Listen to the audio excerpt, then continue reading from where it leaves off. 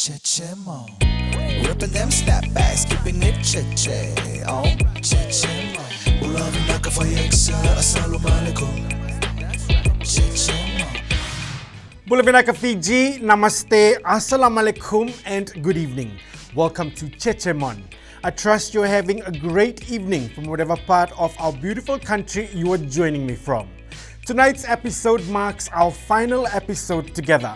For nearly 7 years, Jejemon lit up your screens with entertainment. We profiled both local and international guests, traveled to locations all across the world, and attended some of the most fun events, festivals, and shows in the country. This is our 322nd episode, and this is my farewell. Tonight, former British High Commissioner, Her Excellency Melanie Hopkins, interviews with me the day before her departure, and we highlight two of my favorite memories on Jejemon. Former British High Commissioner to Fiji, Her Excellency Melanie Hopkins, departed our shores on Friday, June 26, after serving her term in Fiji.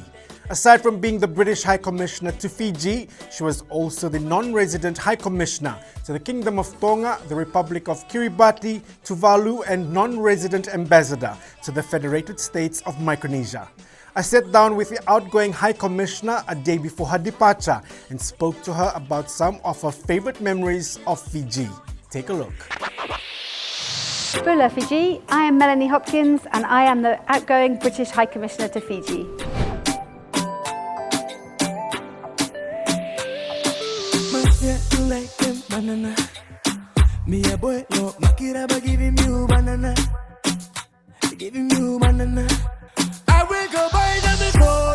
So obviously I'm the British High Commissioner to Fiji and I have a very significant work title, and work is a big part of my life, and I'm very honoured to be the first female British High Commissioner to Fiji.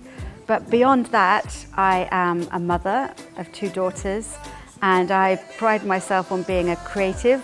I like arts a lot and I paint in my spare time. Oh, it's been an incredible 4 years, but the time has just flown. But what I will say is from the moment I arrived in Nandi Airport, looking very dishevelled after a long flight from the UK and with 2 little children in tow, I felt very at home in Fiji, and immediately people came up to me that had a link to the UK, and whether that's a relative in the British Army or someone that's done a scholarship in the UK or someone that's benefited from some of our programs.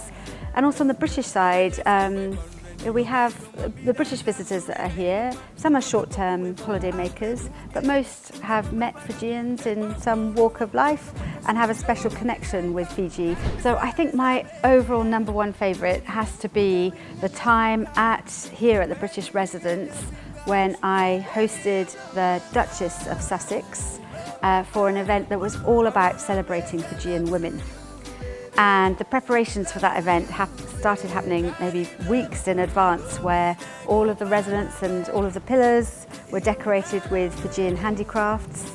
And we tried to think about that event very much to see how we could get it to reflect the values of the visit, which is also about opportunities for young people.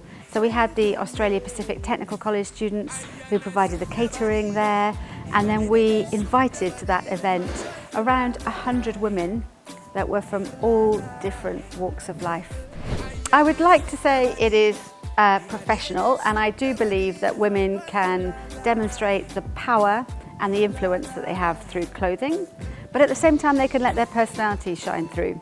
So today is not a good day because I've just been packing all of my things after four years in Fiji, but I'm always thinking about the colour and thinking about how my own personality and my interests can shine through.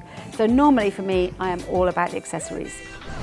So as a mother, I would say my family shop a lot at Treehouse Designs, and at different times we've all been kitted out in Treehouse different things, right from dressing gowns to sort of play suits for the children to run around in, and I've had the sort of looser sort of one piece that can take you anywhere really, from an afternoon at the beach to a more casual dinner, so I've really enjoyed that. I've also enjoyed shopping at Samson Lee, particularly the accessories and the use of natural materials. That's been wonderful. Oh, I have loved wearing Sulu chambers, and in fact I've packed several to go back to the UK, so I'm not sure when I'm going to get a chance to wear them again, but I think for me it was a chance to show respect to Fijian traditions, but I have to say I've also really enjoyed the pattern and the colour. And quite often I might be walking along the street and I'll see a lady come in the opposite direction. I just want to stop her and say, "Man, where did you get that material from? That is so beautiful." And so seeing all of those patterns, whether it's a more sort of tribal or traditional Fijian pattern, whether it's the flowers, I mean, those are an incredible source of creativity and expression as well.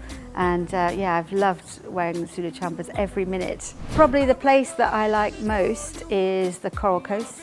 Well, it's a toss-up between the Coral Coast and Savu Savu, I think, where two really stunning areas of natural beauty, but also some really quirky, creative organisations that want to both make the most of that beautiful natural landscape, but also ensure that they are treating communities in the right way and are fully integrated and are doing the right thing by communities as well.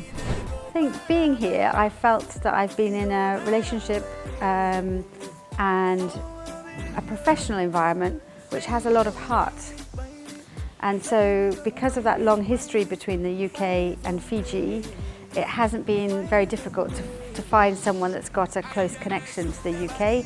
So I think it's to do with that long history and that warmth. And obviously this is quite an important year for Fiji. It hasn't been top of everyone's minds with the pandemic, but this is the year that Fiji will celebrate the 50th anniversary of independence. So I think the first plea almost to local businesses is to keep going and to find other networks that can support you, because local businesses are a key part of the economy here. They're also a sort of incubator for innovation. And so we really need the SME sector, and I think that it's incumbent on all of us that are consumers, and I include myself and the diplomatic community and all the international community here, to rethink the way that we use our spending power during the next months, and to try and be more mindful in the purchases that we make, to try to think about how we can support local businesses. Well, just to say Vinaka Vakalevu to all of the communities that I've been able to meet up and down Fiji. So I've been privileged to be hosted in villages, to have been the chief guest at many schools, and to have met many young people who are aiming for a strong and bright future for this country, and that's been really humbling, and it's just lovely to see. And so my overall message is that you have a friend in the UK, and happy 50th anniversary, and I look forward to the next 50 years. Baby, you blow my mind. You blow my mind. I wanna make a love to you, baby. Love to you, baby. You got it, love. Hola, I am Melanie Hopkins, and I'm keeping it Cheche on Jejemon. Former British High Commissioner to Fiji, Her Excellency Melanie Hopkins, talking to me about some of her favorite memories of Fiji, as well as her Sulu and chambers. If you followed Ms. Hopkins in the media, you would have noticed some of her elaborate choices when photographed in our traditional wear, which she wore very well. Still to come, my two favorite memories on Jejemon. This is my farewell episode. Jejemon.